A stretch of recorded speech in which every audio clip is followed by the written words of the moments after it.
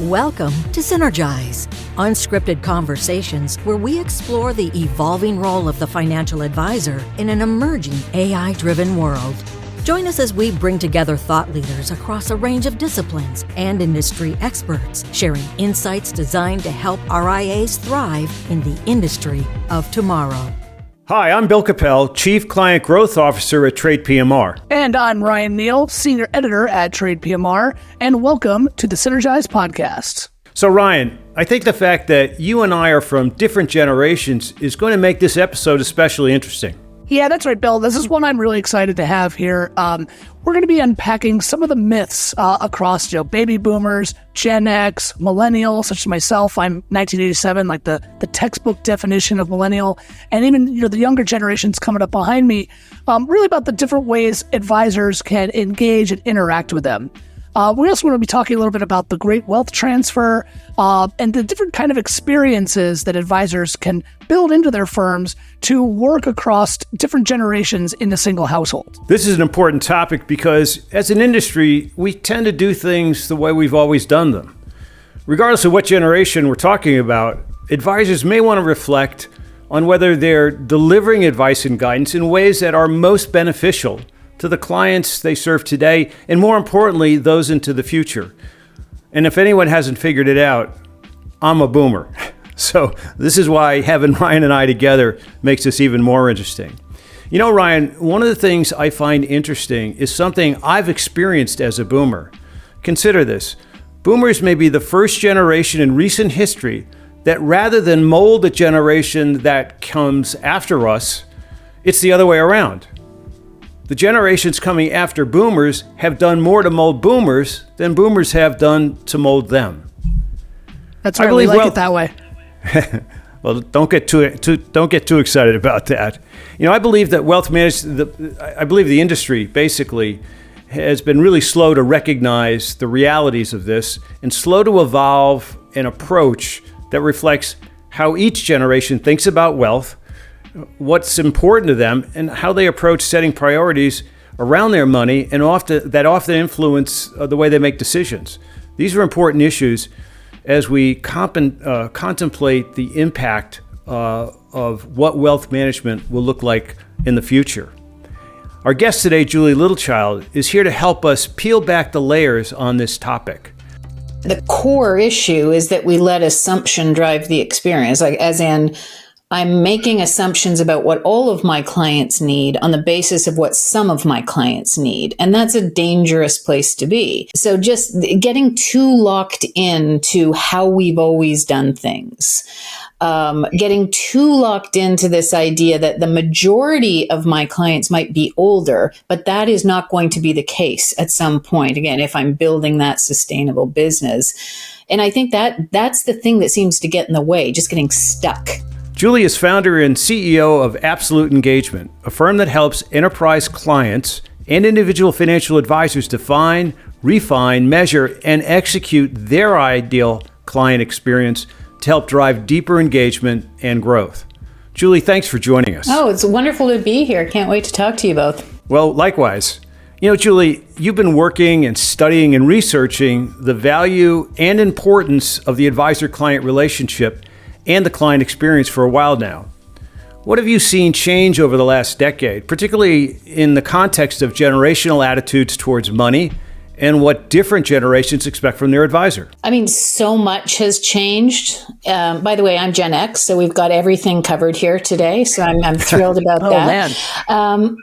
But to some extent, even the question is one of the most significant changes, and that is to say, we're actually talking about client experience now as a true differentiator. That has changed over the years. That we see the importance of it. Advisors rate that very highly. And one of the biggest changes overall that we've seen, and I think it's driven both by strategy and technology, is this shift toward much greater personalization. And in a personalized experience always begins with a deep understanding of what people want, what they need, what they expect. And I think that's where we see the connection to that next generation experience. When we are thinking about an experience that will be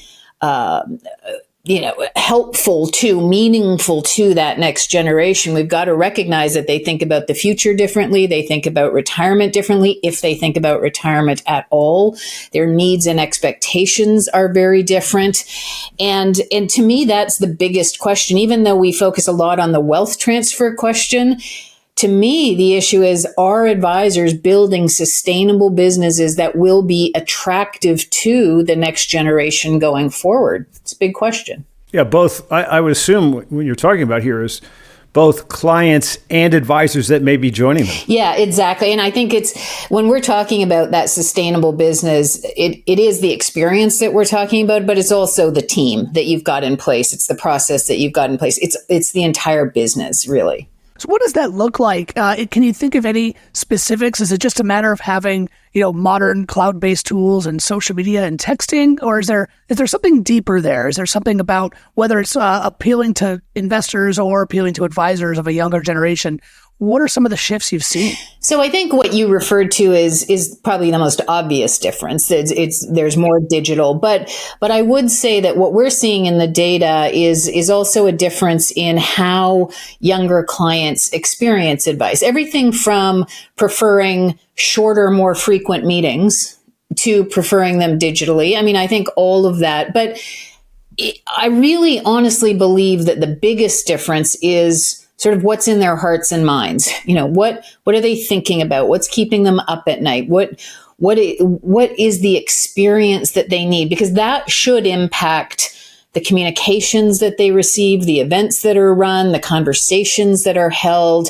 That's much more than just digital. It's about really meeting them where they are and delivering a more meaningful experience. So, Julie, going back to a theme I mentioned at the top of the conversation about how boomers, like myself, are learning more from our children and in some cases grandchildren than perhaps they're learning from us.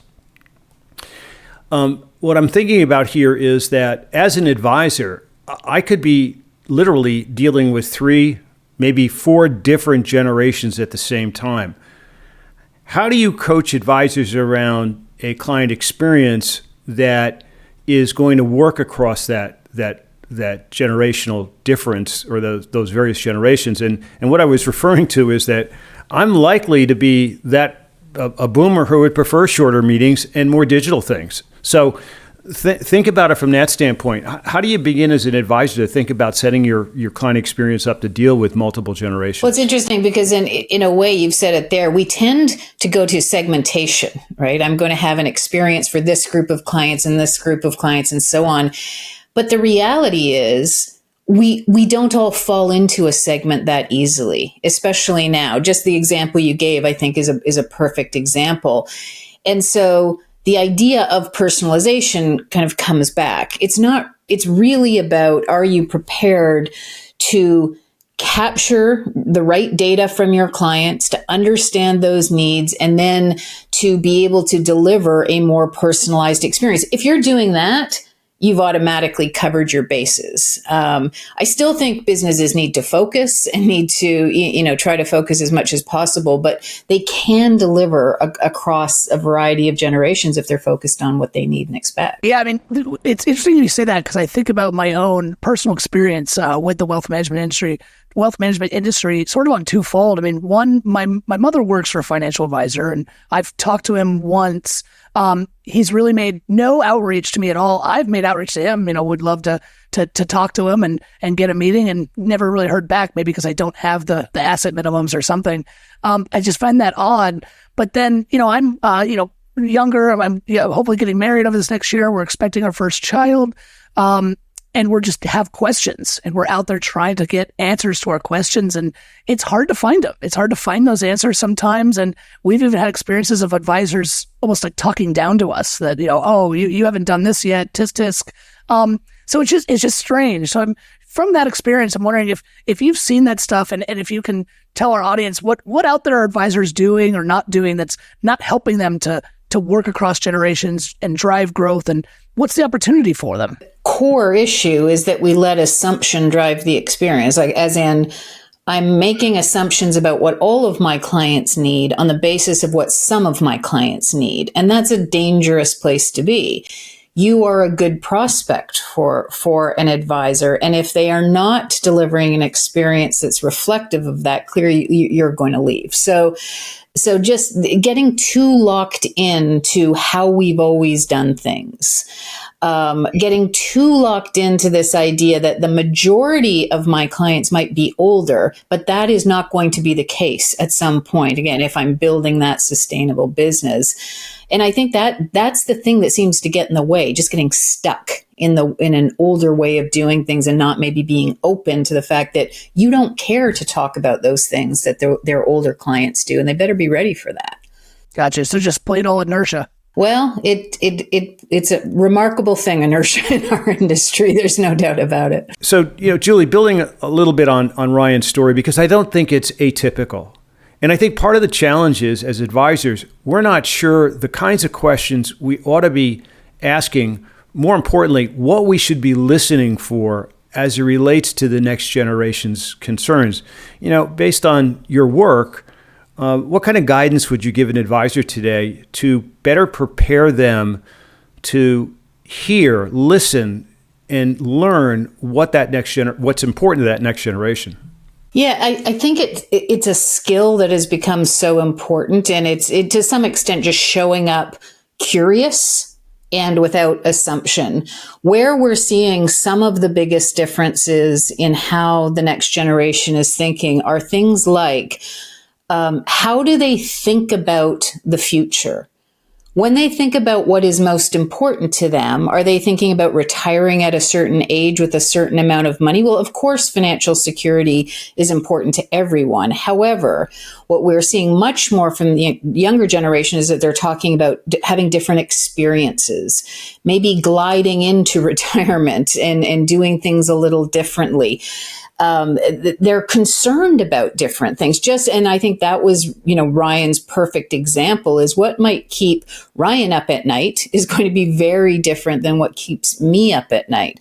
So inviting questions, and we've seen this done incredibly well. A lot of our clients do this before a prospect comes in for a meeting. Inviting input from both partners separately to ask about, how concerned are you with these particular issues? How would you rate your level of confidence in your financial future on a range of factors? What are the things that worry you most? What do you want to talk about? By inviting that kind of input before you sit down, what you end up doing is co-creating an agenda with a prospective client, and that agenda is going to be very different for a younger client than it is for an older client. And you do that with each individual attending the meeting separately, yeah. I'm assuming. Exactly. The idea of the differences within couples is fascinating and should drive a very different conversation. Too often, what we see is advisors who have focused so much on the experience, the process of, here are the things I'm going to discuss in my meetings, and here's the follow-up. And they've worked at removing friction and creating efficiencies, and that's a great thing. But what sometimes you stop doing is hearing what people need to talk about. And so I think creating that space, not only for the advisor to hear it, but giving the prospect or the client time to think it through in advance of sitting down, maybe talk with their partner about it. I think this is a very different approach to agenda setting and something that'll become increasingly important. And oftentimes, those concerns are not directly connected at all to their investment portfolio. Am I right in saying that? Yeah, that's exactly right. I mean, the second biggest concern is usually around health. Now, I think all of these things in some way tie back to how you think about planning, but it's health. Are the kids going to be okay? Are they going to make good financial decisions? Is my partner going to be okay if something happens to me? I mean, again, they're all, they're money adjacent, but they're not necessarily about money. Right. And it comes back to what you said earlier, is that personalization. Yeah. I know for me and others I've talked to, I sometimes don't even know, like we talk about goals planning, for example, when you have that first meeting, I don't even know necessarily what questions I should be asking or what goals I should be setting. So it's a very different conversation. It is very different. And to me, the greatest gift an advisor can give is helping their clients articulate those things, giving them the space and asking the best possible questions so that you actually walk away with a better definition of what your future might look like. It's not we assume it's easy. It's not. Well, I love this idea about personalization and assumptions. I know my dad used to have the phrase about, you know what assuming is, and I won't say it's probably not appropriate for podcasting. Well, I'd love to talk about this idea of personalization and assumptions, especially now we've talked about younger clients. What about older clients? Because I just know retirement is changing. I look at, my grandparents, how they retired, and then I look at my mother. It's totally different. She is traveling. She's healthy. She's active. She's exercising. She's on vacation all the time. She's coming to New York in 3 days to visit me. So it just looks very different. And I wonder, are advisors also making some outdated assumptions about their older clients as well? And do we need to be talking about that differently? I think they are. I think, again, we tend to just lean into when are you going to retire and do you have enough money? And frankly, most of their clients do have enough money. That isn't the issue at that point. What is less comfortable for a lot of advisors, but I would argue critically important, is going 2 or 3 levels deeper. I was just chatting yesterday with a good friend of mine who works for someone who's sold businesses multiple times. He's, I think, just turning 60 or 62, but he's so concerned about how he's going to spend his time. He's so concerned about the impact on relationships and in the household, and these are real fears. Right. So to the extent that advisors can go there with their clients and tease that out and not assume that this is as positive as they're thinking about, help them create that vision for how they will spend their time and where they will find purpose and then create the path to get there. I think that's a very different approach. And I think, Julie, that's a great point you're raising because, we've been great at creating paychecks for people in retirement. And as Ryan pointed out with the example of his mom, there's more to life than simply walking away from a career, sometimes 35 or 40 years long, and not have a purpose or a meaning. And I think that's an opportunity the industry has in front of it to create even more value, is helping people figure out what comes next. And, in some of the research you've done, has that issue surfaced? Yeah, it really has. One of the questions we often ask is fairly simple. Which of the following are you interested in learning about? And we'll provide a list of different topics. Inevitably, the top, if not the second, is crafting a meaningful vision for my future. It resonates with people because I think it hits at the question that they're not asking or the statements they're not making. But again, the advisors can do such great work in exactly what you're saying. Let me just change gears for a second because something dawned on me when Ryan was sharing, the story about his mom in retirement. And it's that whole dynamic between parents and children when it comes to money. I can tell you as a boomer, the closest thing that my dad spoke to me about with respect to money was in the first grade when he handed me a quarter and said, there's a banking program at school, so take your quarter in each week and put it in the bank. Has that changed much? Are parents engaging children? And maybe, Ryan, I should ask you the same question. How often are parents having meaningful conversations with their children? And I'm not talking about teenagers, I'm talking about adult children, about money and, what's next for their parents in terms of this whole issue of generational wealth transfer. Are those conversations taking place? We're seeing a huge disconnect there. And particularly in our most recent data, we asked people about their wealth transfer and to what extent they talk to their adult children about key issues. And then we asked younger people, to the extent to which their parents had asked them. And you see a vast difference. The things they're talking about sometimes is how much there is, maybe, and when you're going to get it. But what was coming out was issues like, do you recognize signs of cognitive decline? How do I want to live if I can't live as fully and as actively as I am today? Like, these are the deeper conversations that I think families need to be having. And it would appear, at least from our research, that they're not. They're not because it's uncomfortable. My dad was the same. I mean, he would never talk about a pending death. I mean, that would never come up because we just don't talk about those sorts of things. But we needed, as a family, someone to come in and to facilitate those conversations for us. That would have been incredibly beneficial for our family. And we've worked with some advisors who are doing that, who are inviting input from the adult children to have better estate planning meetings, better conversations. And I think that goes a long way to engagement as well. So Ryan, how about you? How's it going with your family? You know, I don't think we're the norm for so many reasons. I won't even get started on that. But, we actually do talk about it. My dad, was very into investing in DIY stuff when I was younger and taught me all about that stuff. Then my mom is more kind of managing things as they age. And she's very open about it. We have very, very open conversations. But again, I don't think we're the norm. So Julie, how would, based on your experience working with advisors and the research you've been doing, how would you guide an advisor to begin to have the kind of conversation with a client that, what I like to say, brings in the entire family universe, as opposed to just dealing with the dominant voice in the relationship? How's that? Well, I mean, I can give you examples of what we've seen. I'm more limited to our clients and how they're using certain tools, but I can think of a recent example where an advisor was having these kind of meetings with the primary client, and that was it. They were dealing with the couple. And for the first time, in advance of that estate review discussion, we sent out a link to the adult children and said, can you just share your input in advance of this meeting that your parents are having?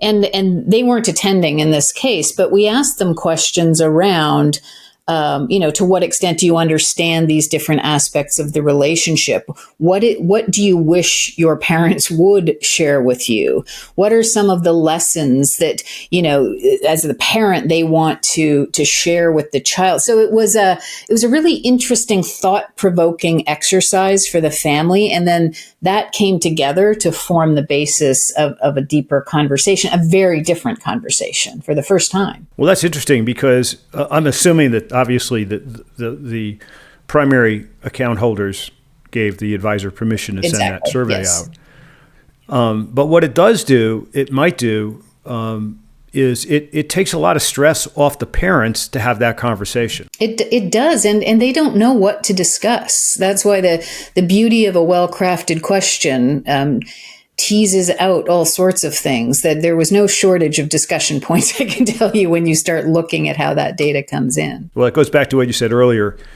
and I'm probably paraphrasing, but when you enter a conversation like that, be curious, leave your assumptions at the door. Yeah. And allow the conversation to go in whatever direction it needs to go in. And to me, that's a very powerful way to bridge that generational gap, perhaps. Well, that sounds pretty good. I was going to do our wrap up. We usually ask our guests for 3 things that advisors can do. I think, Bill, you did a pretty good wrap up right there. But I will throw it to you, Julie. As we close up the conversation here, anything else you would add? Some actual intelligence. Let's go with three kind of bullet points that for our listeners, advisors and firm leaders out there, what can they start doing today to better drive that personalized client engagement and that sustainable growth for their business? I think the first thing I would do is a business audit of sorts. I'd get in a room and I'd make sure there were some young people around that table. And I'd look at every aspect of the client journey and just start with those questions. Is this appealing to our younger clients? Do we need to do things differently? Is our team representative? Does our office office feel modern and relevant? Does it, just to start with a clear sense of what may need to change in future. The second thing I'd consider doing, which we've seen done very successfully, a little along the lines of what I talked about, is getting permission to send out a general survey to the adult children of your clients to understand their expectations, their preferences, what they're working, what they read, what topics they're interested in, and use that to begin to add some value through content, and start that now. And I guess that would probably be my third point is to start to build those relationships with the next generation with something that's relevant and meaningful to them. And maybe advisors can start with their own parents. Yeah. Just ask the questions. Fantastic. Well, that's really great, Julie. Thank you so much for joining us. It's always great to talk to you. Thanks for stopping by. Thanks so much. For a quick recap, Julie recommended business audit, start with some of the questions and find out, is your firm appealing to next generation clients? 2, get permission to send on a survey to the adult children of clients. And 3, start to build those relationships, figure out content, figure out how you can approach those things you find out. We hope you enjoyed today's conversation. If you like what you heard, please take a moment to like and subscribe, follow us on social media, and thank you for joining us. And I'd also like to mention the fact that if you'd like to learn more about what the work that Julie and her team are doing, please visit her website, absoluteengagement.com. A lot of great stuff out there. I also want to add my thanks for listening, and watch out for our next episode. We'll bring you even more insights and actionable ideas to help you grow your business. And remember, the challenge is yours to capitalize on what the future offers. If you want to join the conversation or connect with us, please visit us at synergize.advisorevolutionsciences.com. This content is provided for general information purposes only. The views expressed by non-affiliated guest speakers are their own and do not necessarily reflect the opinion of TradePMR or its affiliates. TradePMR and its affiliates do not endorse any guest speakers or their companies and therefore give no assurances as to the quality of their products and services. This channel is not monitored by TradePMR. TradePMR does not provide investment advice, tax advice, or legal advice. TradePMR is a member of FINRA and SIPC. TradePMR Incorporated is registered with the Securities and Exchange Commission, SEC, and the Municipal Securities Rulemaking Board, MSRB. TradePMR provides brokerage and account services to registered investment advisors, custodial services provided by First Clearing. First Clearing is a trade name used by Wells Fargo Clearing Services, LLC, member SIPC, a registered broker-dealer and non-bank affiliate of Wells Fargo & Company. Copyright 2024, TradePMR Incorporated. For a transcript of this episode with sources, visit synergize.advisorevolutionsciences.com.